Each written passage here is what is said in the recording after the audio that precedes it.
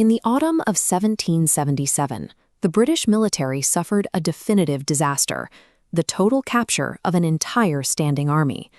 At that moment, the American rebellion was struggling in isolation, surviving on dwindling supplies and localized victories. General John Burgoyne was marching south with nearly 8,000 elite troops, a force built on professional discipline and overwhelming organization.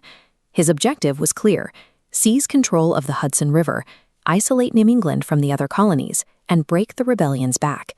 The strategy relied on moving this massive column downward from Canada, cutting a path directly through the dense American wilderness.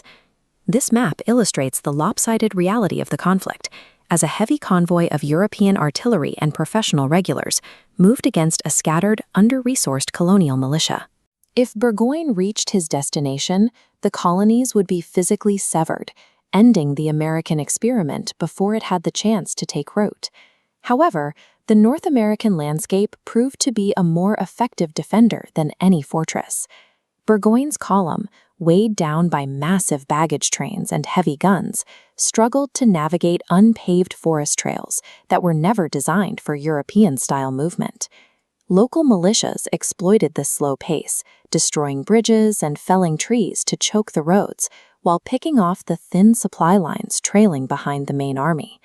Weeks into the campaign, the British found themselves deep in hostile territory, with empty granaries and no way to replenish their stores. This logistical breakdown stripped the British of their mobility and their strength, leaving a superior force vulnerable to the very people they intended to conquer. The Continental Army seized this opening, arriving near Saratoga as a cohesive, disciplined force ready to meet the exhausted British column.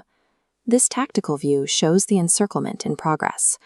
American units moved with speed and precision, systematically boxing Burgoyne into a shrinking perimeter. With the river blocking their flank and American defenses blocking every land route, a British retreat became physically impossible. Trapped and starving, Burgoyne was forced into an action that shocked the British establishment. He surrendered his entire army to the Americans. The Continental Army hadn't just won a skirmish. They had successfully removed an entire wing of the British military from the continent. When the news of the surrender reached Europe weeks later, it sent a shockwave through the major powers of the era. The image of a surrendered British army shattered the illusion that the empire was too powerful to be defeated by a colonial uprising. Before this victory, the Americans were fighting a war of attrition they could not sustain indefinitely without the support of a rival superpower. King Louis XVI and his ministers had been waiting for evidence that the Continental Army was a capable ally. Saratoga provided the certainty that the rebellion was worth the massive financial and military risk of an open alliance. With the victory at Saratoga as the catalyst, France officially recognized the United States and signed a formal military alliance. The arrival of French naval fleets and infantry forced the British to pivot from a localized counterinsurgency to a global war against a rival superpower. By forcing a single surrender in the woods of New York, the American forces triggered the specific global chain reaction that ultimately secured their independence.